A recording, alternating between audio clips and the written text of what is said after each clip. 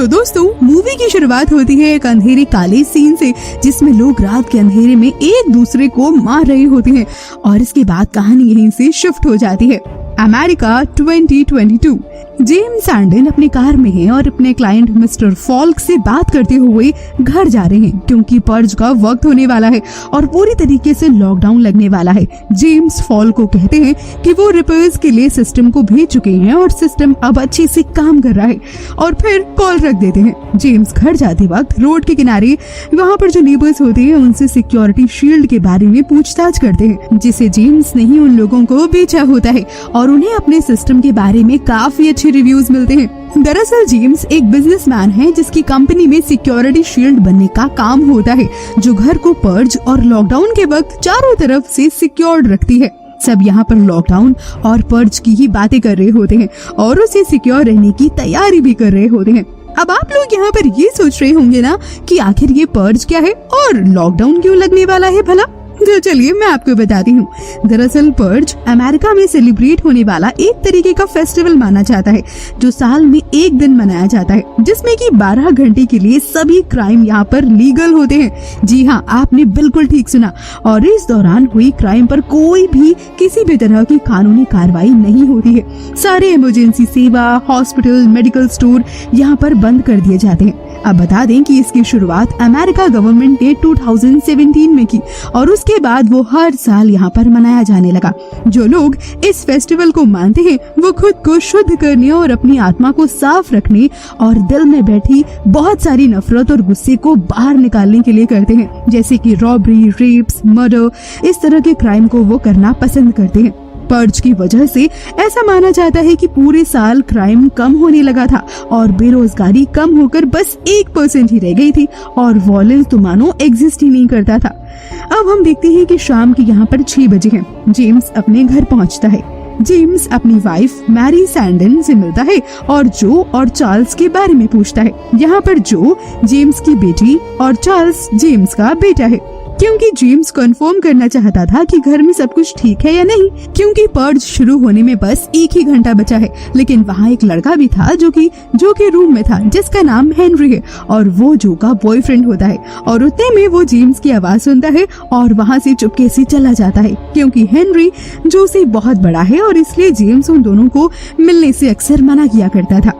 अब 7 बजने वाला होता है और 7 बजे शाम से लेकर अगले 12 घंटे तक पर्ज के कारण लॉकडाउन लगने वाला होता है। सब खाना खाकर के डाइनिंग टेबल पर होते हैं और यहाँ पर जेम्स सबसे पूछता है कि सब लोगों का दिन कैसा रहा और आज उन्होंने दिन में क्या क्या किया। यहाँ पर फिर जब जेम्स की बारी आती है तो वो बताता है कि उसने करके दिखा दिया। उसके बनाए हुए सिक्योरिटी शील्ड अब अच्छे से काम कर रही है और लोग इससे वाकई बहुत खुश हैं और उसे बहुत अच्छे रिव्यूज मिले हैं। ये सुनकर हालांकि सभी लोग बहुत खुश हो जाते हैं, लेकिन सब पर्ज के कारण डरे हुए भी होते हैं। इसके बाद सब अपनी बातें खत्म करके अपने अपने रूम में चले आते हैं। जेम्स भी यहाँ पर अपने रूम में आ जाता है और पर्ज से बचने के लिए और अपनी फैमिली को प्रोटेक्ट करने के लिए वो सिक्योरिटी सिस्टम को ऑन करता है, जिससे कि उसका पूरा घर सिक्योरिटी शील्ड से पैक्ड हो जाता है। जेम्स के घर के चारों तरफ कैमरे भी लगे होते हैं, जिससे वो बाहर का सब कुछ आसानी से देख सकता था। जेम्स का प्लान पर्ज में सिक्योर रहने का था। हालांकि वो पर्ज में बहुत ज्यादा बिलीव तो नहीं रखता था, लेकिन फिर भी उसने सेफ्टी के तौर पर एक गन को अपने पास रखा होता है। अब जब जो रूम में जाती है तो वो देखती है कि उसका बॉयफ्रेंड हेनरी वापस से वहाँ पर आ गया था, जो कहता है कि उसे जो के फादर यानी कि जेम्स से मिलना है। लेकिन जो उसे कहती है कि नहीं, ये वक्त अभी सही नहीं है। लेकिन हेनरी मानता नहीं है और वो कहता है कि उसे अपने और जो के रिश्ते के लिए जेम्स से बात करनी ही होगी। लेकिन यहाँ पर बात कुछ और ही होती है। फिर हेनरी जेम्स से मिलने के लिए आ ही जाता है और तभी चार्ल्स कैमरे में देख रहा होता है कि उसके घर के बाहर एक स्ट्रेंजर जो कि बहुत ही ज्यादा डरा और सहमा और थोड़ा सा जख्मी हालत में सबसे हेल्प मांग रहा होता है, लेकिन कोई भी उसकी हेल्प नहीं करता है। और ये देखकर चार्ल्स सिक्योरिटी शील्ड को खोलता है और उस स्ट्रेंजर को अपने घर में ले आता है। शील्ड खुलने की आवाज को सुनकर तभी जेम्स आता है और घर को वापस से पैक्ड कर देता है। तभी हेनरी का जेम्स से सामना होता है। दरअसल वो जेम्स को मारने के लिए यहाँ पर आया था, क्योंकि जेम्स हेनरी और जो के रिश्ते से कभी भी खुश नहीं था। वो हमेशा जो को रोका करता था और हेनरी जानता था कि आज पर्ज की नाइट पर उस पे किसी भी तरह की कोई भी कार्यवाही नहीं हो पाएगी और बहुत आसानी से वो जेम्स को मार पाएगा।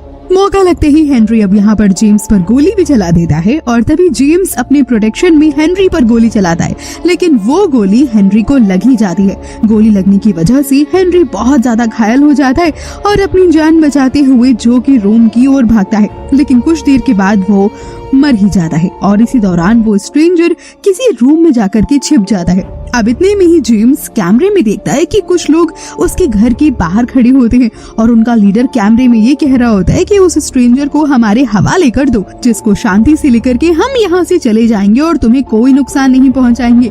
अगर जेम्स उस स्ट्रेंजर को उनके हवाले नहीं करेगा तो वो जेम्स और उसकी पूरी फैमिली को डिस्ट्रॉय कर देंगे, क्योंकि पर्ज का ये रूल होता है कि दो लोगों के बीच में कोई तीसरा नहीं आ सकता था मदद के लिए।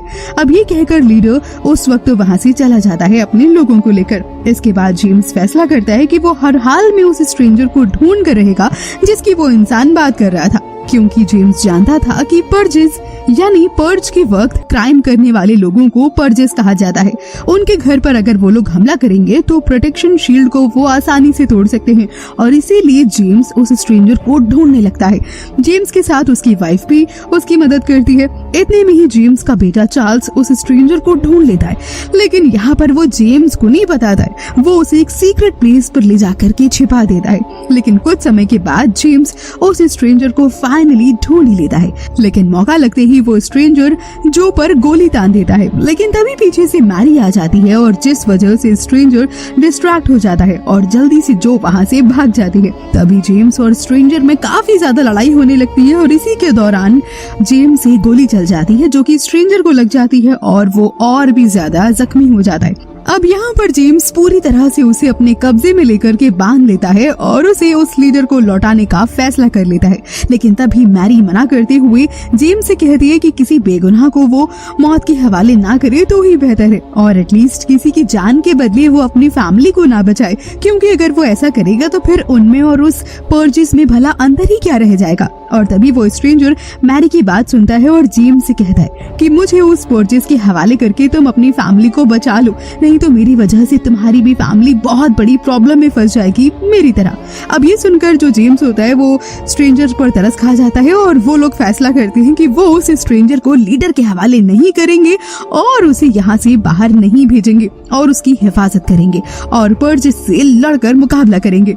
अब कुछ वक्त गुजरने के बाद वो लीडर अपने गैंग के साथ दोबारा उस स्ट्रेंजर को ढूंढने के लिए वहां पर आ जाते हैं और जेम्स के घर पर फाइनली हमला कर देते हैं। प्रोटेक्शन शील्ड को तोड़कर वो लोग पूरी तरह से घर के अंदर घुस जाते हैं। अब जेम्स और उसकी फैमिली अपने गन्स के साथ पूरी तरह से तैयार होती है। जेम्स बहुत हिम्मत से उन लोगों से मुकाबला कर ही रहा होता है और उन पर हमला करके धीरे धीरे उन लोगों को मार रहा होता है, लेकिन इसी बीच जेम्स को उसका लीडर चाकू मार देता है, जिससे अब जेम्स की फैमिली एक तरह से खतरे में फंस जाती है, क्योंकि जेम्स जो कि मेन होता है उसी को यहाँ पर चाकू लग चुकी होती है।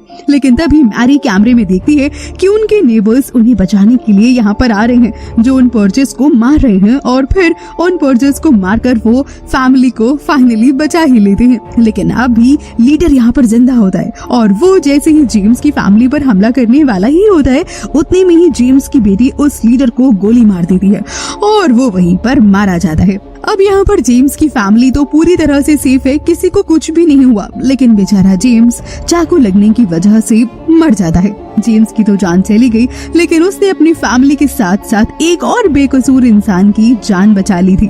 लेकिन अब भी पर्ज का वक्त खत्म नहीं हुआ है, तो फिर वो किसी और इंसान पर इस तरह से भरोसा नहीं कर सकते थे और तभी नेबर्स जेम्स की फैमिली पर हमला करने का इरादा बना लेते हैं, क्योंकि उन नेबर्स को पर्ज की नाइट से अच्छा मौका फिर नहीं मिल सकता था। दरअसल उसके नेबर्स जेम्स और उसकी फैमिली को मारना चाहते थे। जी हाँ, वो अपने हाथों से उन लोगों को मारना चाहते थे और इसीलिए उन्होंने उन पर्जिस से उन लोगों को बचाया था, क्योंकि ये काम उन्हें करना था। अब आप लोग सोच रहे होंगे, लेकिन आखिर क्यों? आखिर वो नेबर्स इसकी फैमिली को मारना क्यों चाहते थे?